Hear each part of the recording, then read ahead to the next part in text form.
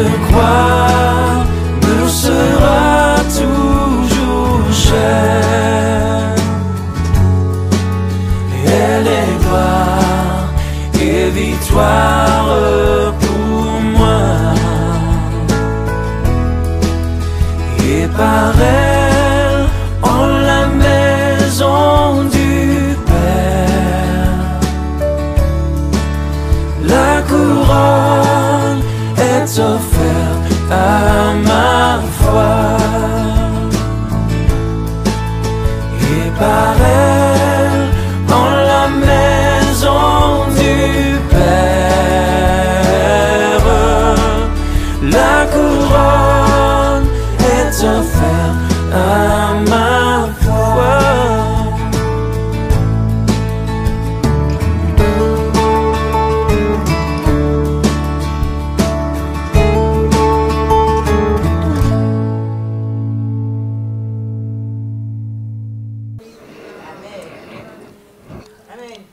Louons le Seigneur ensemble dans nos cœurs et écoutez sa parole. Si vous avez votre Bible, je vais lire dans l'Épître aux Hébreux, chapitre 10,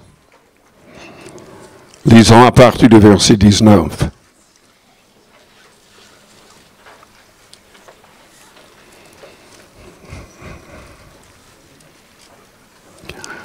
Vous avez chanté un cantique qui donne le nom, le vrai nom de Dieu.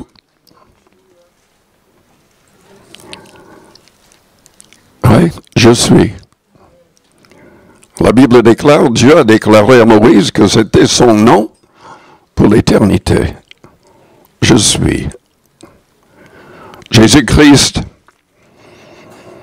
a dit aux pharisiens, avant qu'Abraham fût, je suis. Dieu le Père appelle son Fils Dieu. Dans Hébreux chapitre 1er.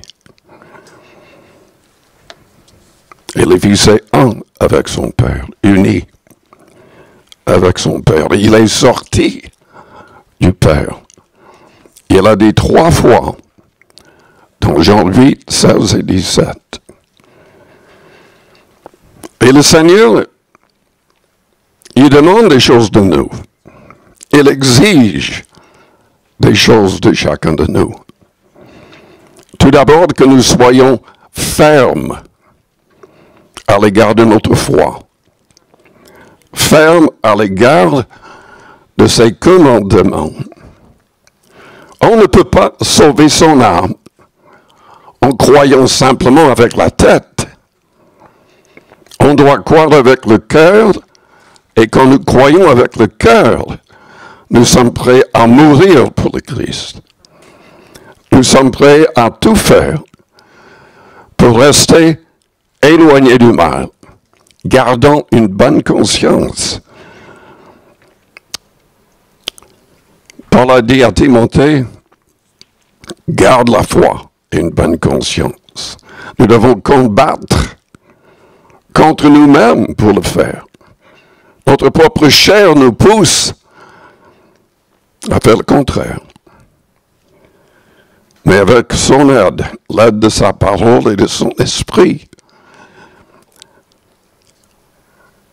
invoquant le nom du Seigneur, nous pouvons recevoir la force nécessaire pour rester fermes et être des modèles. Jésus-Christ a dit, si donc le Fils vous affranchit, vous serez réellement libre. Est-ce que vous êtes libre?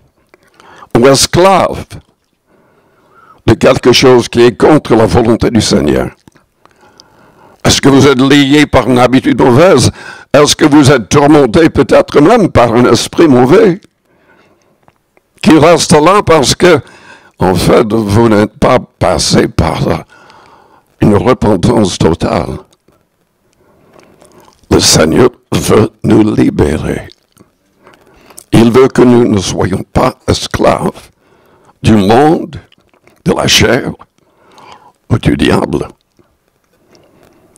Dans Hébreux 10, au verset 19, nous lisons, frères, puisque nous avons, au moyen du sang de Jésus, une libre entrée dans le sanctuaire, par la route nouvelle et vivante qu'il a inaugurée pour nous au travers du voile, c'est-à-dire de sa chair, et puisque nous avons un souverain sacrificateur établi sur la maison de Dieu, approchons-nous avec un cœur sincère, dans la plénitude de la foi, les cœurs purifiés d'une mauvaise conscience et le corps lavé d'une eau pure. Retenons fermement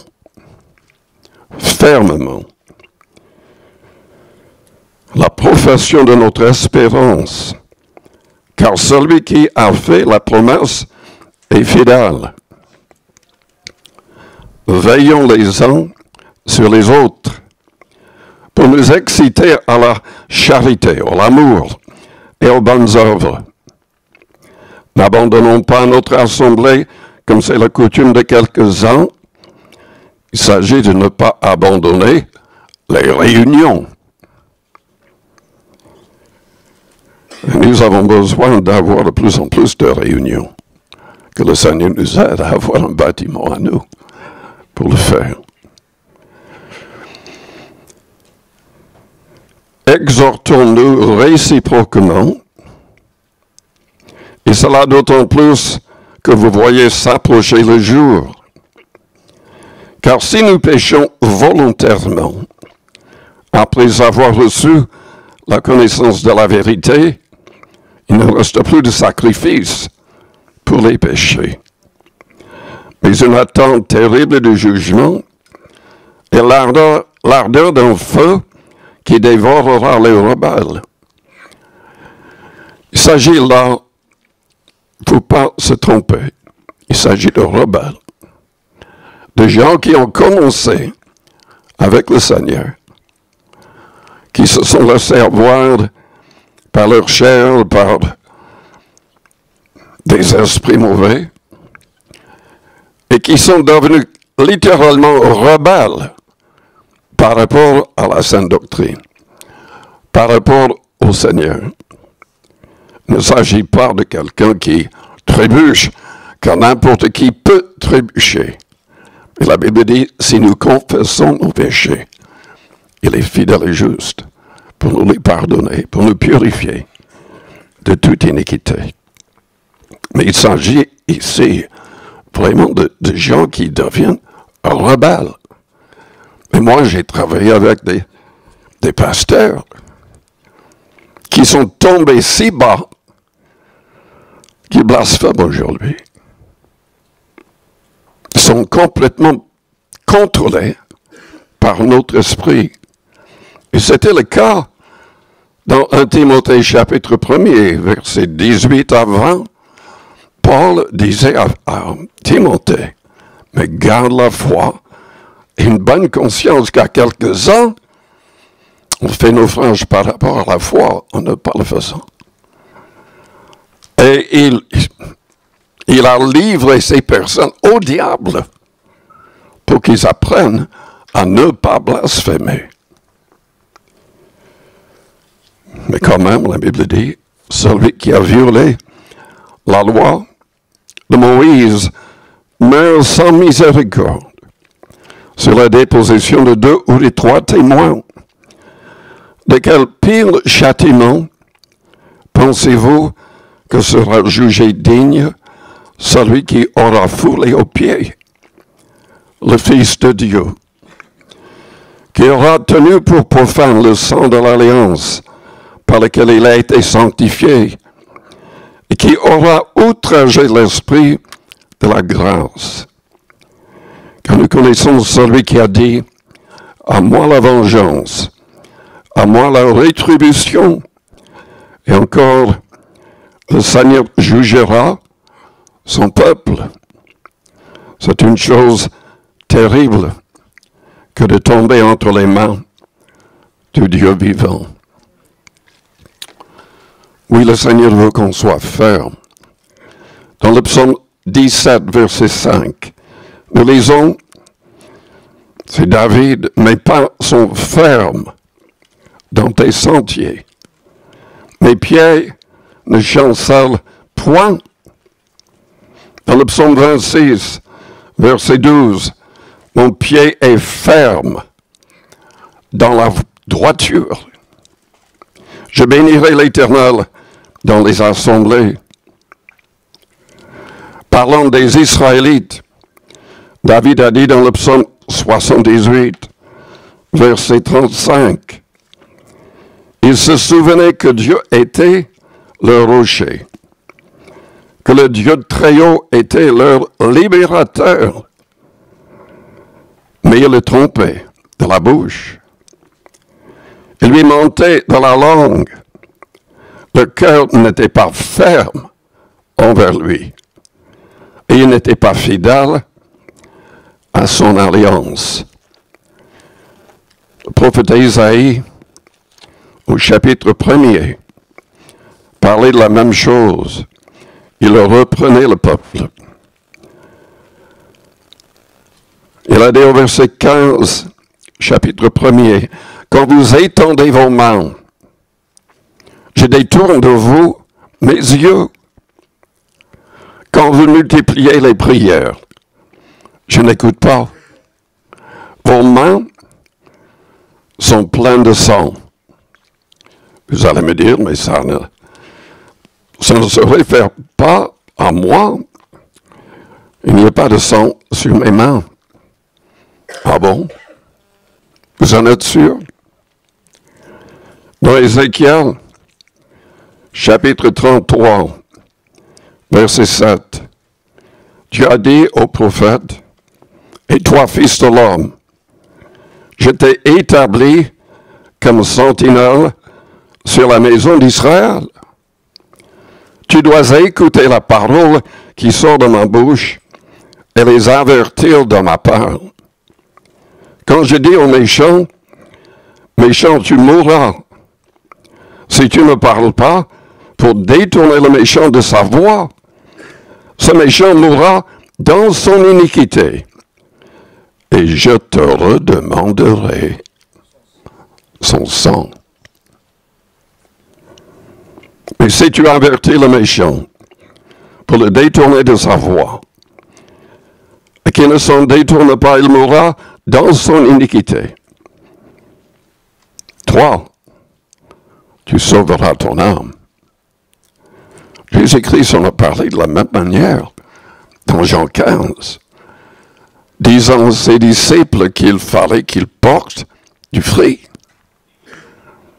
qu'ils gagnent des âmes, qu'ils traversent le monde pour évangéliser et qu'ils soient remplis d'amour en le faisant. Et qu'il voulait que tous les fidèles soient remplis de cette sorte d'amour pour les âmes, la passion des âmes, qui les pousserait même à risquer leur vie pour le Christ. Et, comme vous le savez, les apôtres, la plupart, ont donné leur vie, des martyrs.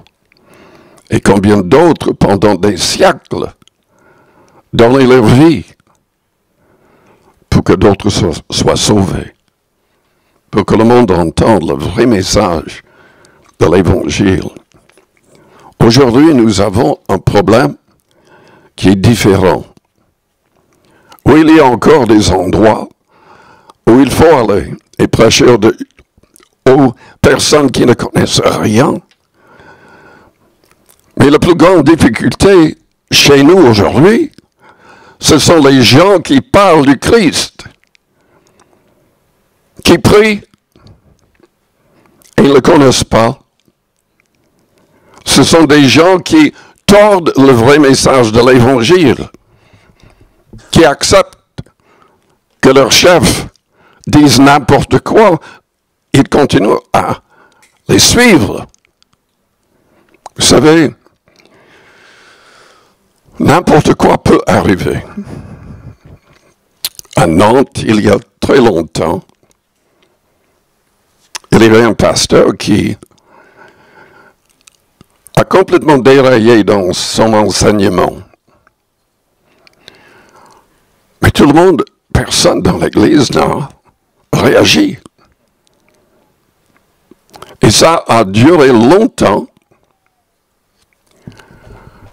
Le problème, c'est qu'en fait, il est mort subitement. Et ce qui le troublait, c'était qu'il avait un tumeur au cerveau. Il n'arrivait pas à raisonner correctement. Ça, c'est différent. Quand même, il faut que nous suivons la Bible. On ne suit pas un homme, on suit ce que la parole nous dit. Et aujourd'hui, pour avoir du monde, pour avoir la plus grande Église, on trouve des compromissions inimaginables. Mais on ne peut pas changer cette parole. Vous savez, quand on lit dans Matthieu 7, le Seigneur a dit au verset 21, « Ceux qui me disent Seigneur, Seigneur, n'entreront pas tous dans le royaume des cieux, mais celui-là seul qui fait la volonté de mon Père, qui est dans les cieux. » Sommes-nous en train de faire la volonté du Père? Tout d'abord, en lisant le reste, on se rend compte que la volonté du Père, c'est qu'on croit en son Fils et qu'on mette en pratique tous ses commandements. En fait, les commandements, quand vous lisez plus loin, dans les évangiles, ces commandements ne viennent pas de Jésus-Christ, mais du Père qui lui a communiqué ces commandements. Et c'est très clair que personne ne sera sauvé qui ne les mette pas en pratique. Nous avons des églises remplies de gens qui ne connaissent même pas les commandements du Christ. Je constate que nous avons des prédicateurs qui donnent des messages de motivation qui sont copiés des gens du monde. Et en fait, ils ne parlent même pas du passage biblique. C'est la parole qui va nous sauver si nous la mettons en pratique. Ce n'est pas autre chose. Et très souvent, ces messages de motivation qui viennent de la psychologie sont très souvent, malheureusement, en opposition totale avec la volonté de Dieu. Je peux en parler parce que j'ai un diplôme en psychologie et je l'ai méprisé. Je l'ai méprisé. Et j'ai trouvé que les professeurs que j'avais étaient tellement pervers, tellement éloignés eux-mêmes de ce qui est bon. C'est incroyable. J'ai même fait l'erreur de baptiser un psychiatre qui n'avait rien compris, qui n'a jamais abandonné le péché, pas vraiment. En fait, il couchait avec ses patients, et lui-même était tellement malade, ou peut-être carrément après avoir quitté l'Église, possédé des démons, qu'il pouvait être dans la rue complètement nu. Et après quelques séances, on le mettait de nouveau au travail. Il continue à le faire. C'est fou. Mais notre monde est devenu fou. Vous n'avez pas remarqué? Ce que les gens acceptent comme normal, c'est fou.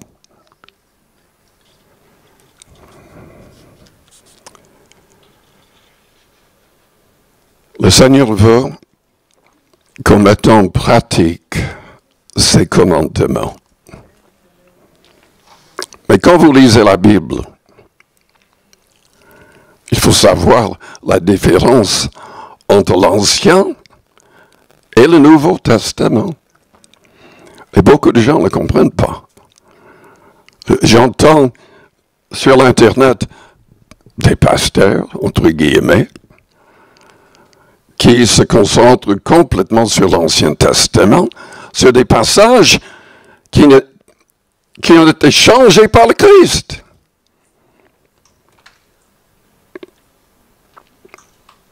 Dans l'Ancien Testament, il y avait un vengeur de sang. Si quelqu'un dans votre famille a été tué, vous étiez obligé, quelqu'un dans la famille était obligé de tuer la personne responsable, même si c'était accidentel. Et Dieu avait des villes de refuge, pour que si les gens n'étaient pas coupables, c'était vraiment un accident, ils devaient courir dans ces villes de refuge pour ne pas être tués. Ces personnes devaient quand même être jugées, mais même après leur jugement, ils devaient rester dans ces villes jusqu'à la mort du souverain sacrificateur. C'est symbolique tout ça, mais ce n'est pas mon message. Je veux simplement souligner le fait que tellement de choses ont changé, et c'est normal. Dieu avait dit dans Deutéronome 18, verset 18, qu'un autre prophète viendrait, semblable à lui, il parlait à Moïse.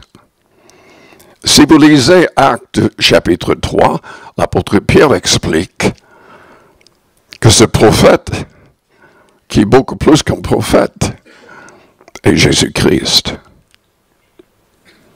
Et c'est lui qui allait changer la loi, et il a changé. Hébreux chapitre 7 en parle, comme tout ce livre-là. Nous devons comprendre que nous ne sommes pas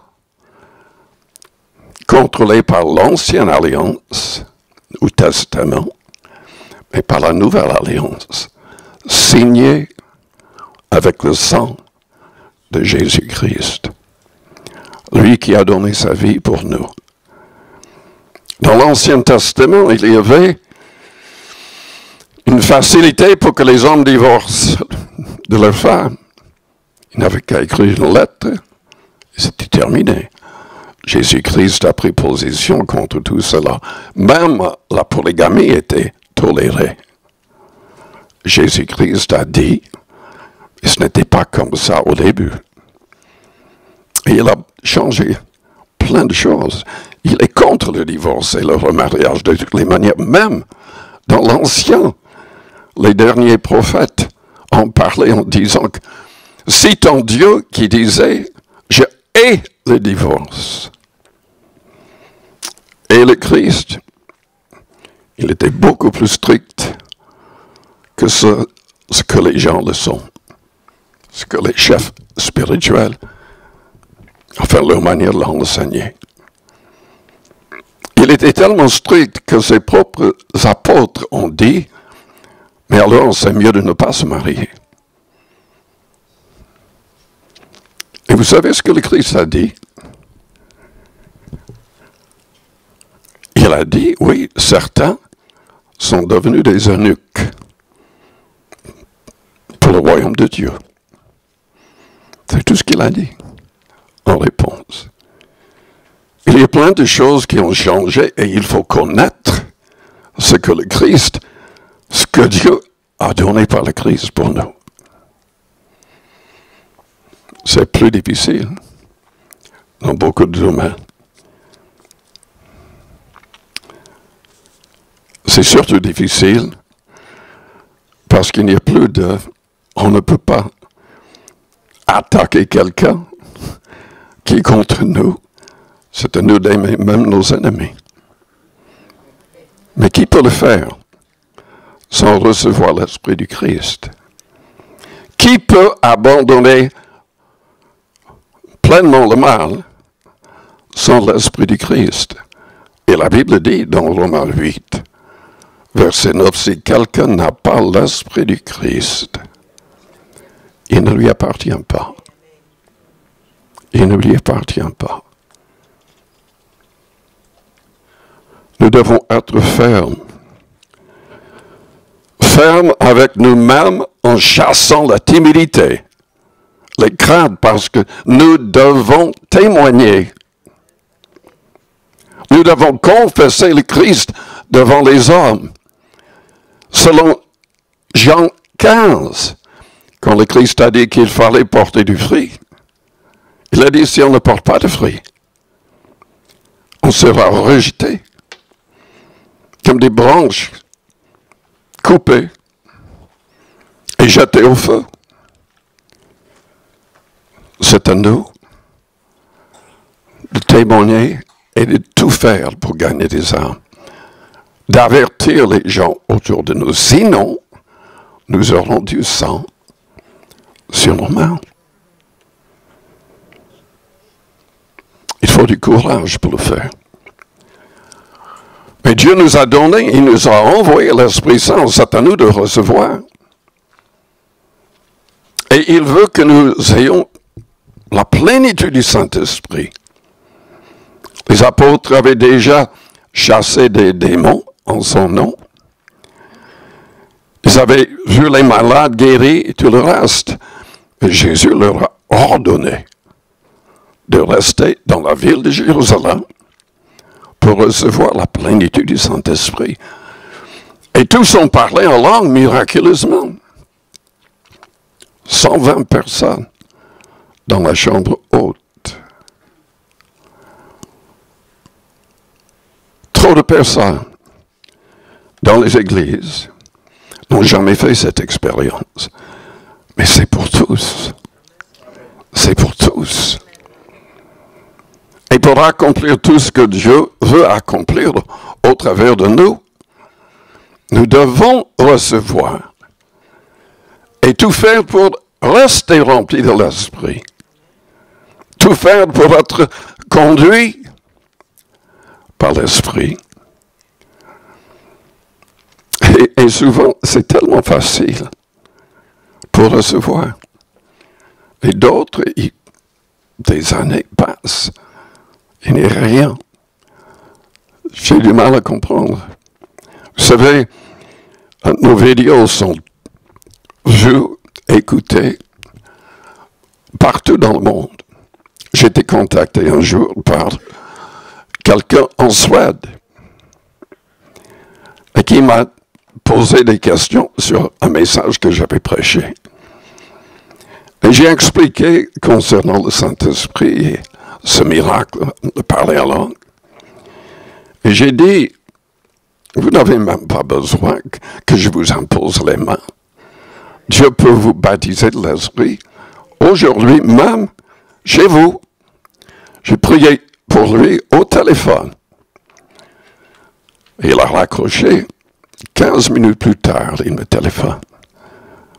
Mais je parle en langue. J'adore Dieu en langue. Dieu veut sauver tous les hommes et il veut nous rendre forts pour réussir.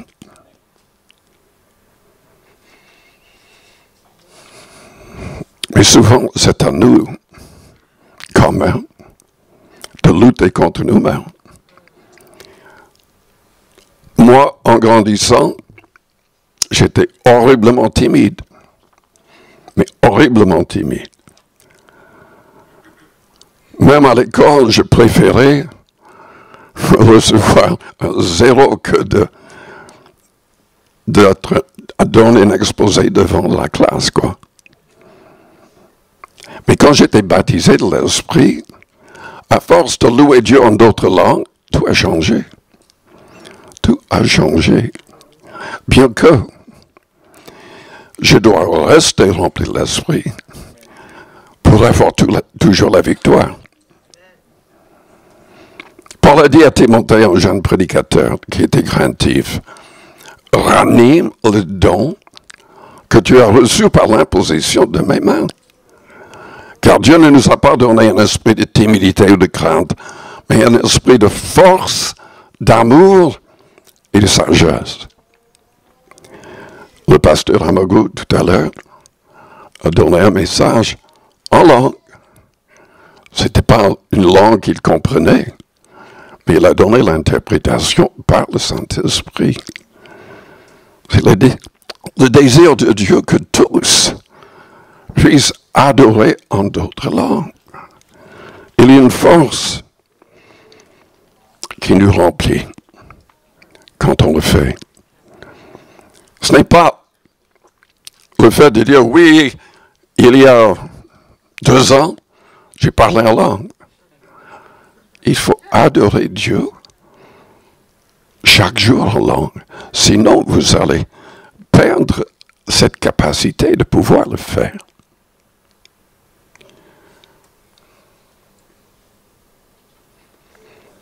Dieu veut que nous soyons fermes et courageux. Il faut de plus en plus de courage. Parce que ce que nous croyons, ce que nous partageons, nous allons être persécutés. Le monde est de plus en plus contrôlé par les idées du diable. Ils appellent ça normal. Les prophètes l'avaient prophétisé, que dans les derniers temps, ils appelleraient le bien mal et le mal bien. Et dire ce que Dieu dit, nous allons avoir des problèmes. Il faut du courage pour persévérer, pour être ferme contre le mal qui existe. Il faut quand même le faire avec l'aide du Saint-Esprit, parce que si nous voulons vraiment persuader les gens, il faut sa sagesse, qu'il parle au travers de nous. Et il faut être doux. J'ai du mal parfois à être doux. Et vous? J'ai du mal. Mais Pierre a dit dans Pierre 3 au verset 15, « Sanctifiez dans vos cœurs Christ le Seigneur, étant toujours prêt à vous défendre avec douceur et respect devant quiconque vous demande raison de l'espérance qui est en vous, ayant une bonne conscience, afin que là même où il vous calomnie, comme si vous étiez des malfaiteurs, ceux qui décrivent votre bonne conduite en Christ soient couverts de confusion, qu'il vaut mieux souffrir si telle est la volonté de Dieu en faisant le bien qu'en faisant le mal. Mais attention, oui, il faut être sous le contrôle du Saint-Esprit. Mais si le Saint-Esprit vous dit de dire quelque chose, il faut le dire. Il faut être prêt à être traité comme le Christ a été traité. Il faut être prêt à être traité comme les apôtres ont été traités, comme les premiers martyrs ont été traités. Je pense à Étienne. Lisez dans les Actes des Apôtres. Nous avons tous un message aux pharisiens, en fait, aux personnes qui ont fait crucifier le Christ. Et il était rempli du Saint-Esprit en le faisant. Le message venait de Dieu. Mais à cause de ce message, il a été lapidé à mort. Ils étaient tellement en colère qu'ils l'ont attaqué, ils le mordaient littéralement avant de le lapider. Mais il était rempli du Saint-Esprit. Il a vu les cieux s'ouvrir. Il a vu Dieu avec le Christ à son côté. Et il a pu, étant rempli du Saint-Esprit, prier pour les gens qui le mettaient à mort, comme le Christ l'a fait quand il était sur la croix. Oui, de plus en plus, nous aurons besoin d'être vraiment remplis de l'Esprit. Je vous encourage, si vous n'avez pas encore fait l'expérience de la Pentecôte, ouvrez votre cœur. Repentez-vous de tout péché et commencez à adorer le Seigneur. Ne cherchez pas à comprendre ce que vous allez dire dans cette nouvelle langue. Plus tard, peut-être que le Seigneur vous donnera la capacité de comprendre et de traduire. Et c'est par la foi au départ. Je peux vous garantir que si vous le faites, vous aurez beaucoup moins de mal à pardonner au pire des hommes. Vous aurez la capacité de pardonner. Vous aurez l'amour du Seigneur plus que vous prierez en langue. Oui, Paul a dit à Timothée, ranime le don. Ranime le don. Paul a dit dans Éphésiens 5, faites tout pour rester rempli. Remercions Dieu pour toutes choses, chantant dans votre cœur des psaumes, des hymnes, des cantiques spirituels, et restant soumis les uns aux autres dans la crainte du Christ. Jude a dit,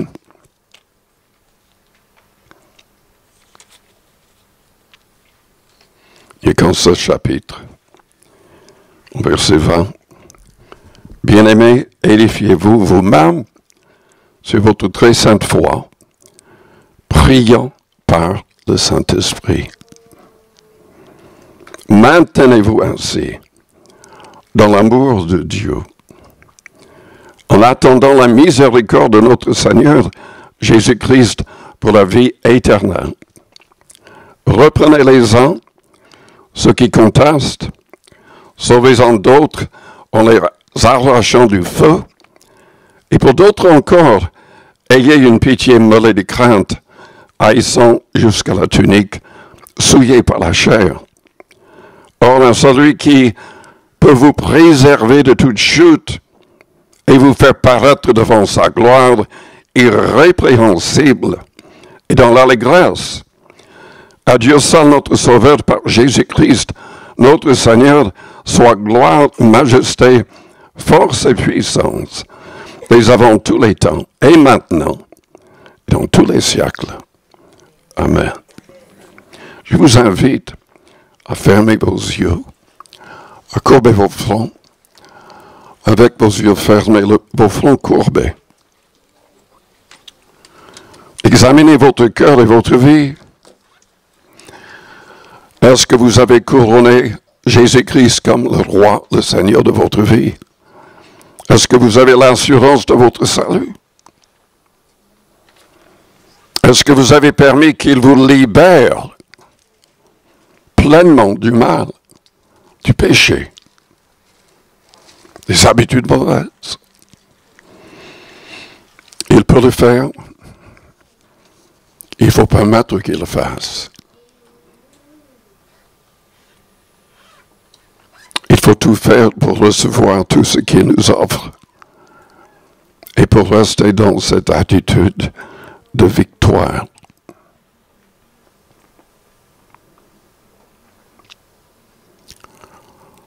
Si vous avez besoin de prière parce que vous vous rendez compte que ce n'est pas votre cas, vous n'avez pas une pleine victoire. Peut-être que vous n'avez même pas encore accepté Jésus comme votre Seigneur et Sauveur. Mais si vous avez besoin de victoire, vous l'acceptez, peut-être pour la première fois. Faites-moi signe. J'aimerais prier pour vous, si c'est votre désir. Faites-moi signe en élevant votre main juste pour un instant, je la verrai. Je prierai pour vous, merci.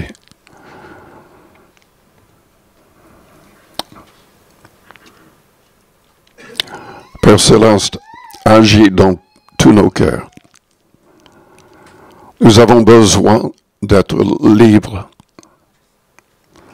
et remplis de ton Esprit Saint.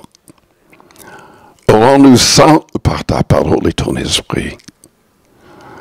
Aide-nous à recevoir la puissance qui peut tout changer. Aide-nous à te glorifier par nos vies. Au nom de Jésus-Christ. Amen. Je vais demander aux musiciens de revenir. Nous sommes un peu pressés ce matin parce que nous devons être partis dans 1 heure. 1 ou 2 fois dans l'année, il y a des conventions dans ces hôtels. Et aujourd'hui, on doit être parti beaucoup plus tôt que d'habitude. D'habitude, nous avons la prière jusqu'à 15 heures l'après-midi et d'autres réunions avec les jeunes, etc.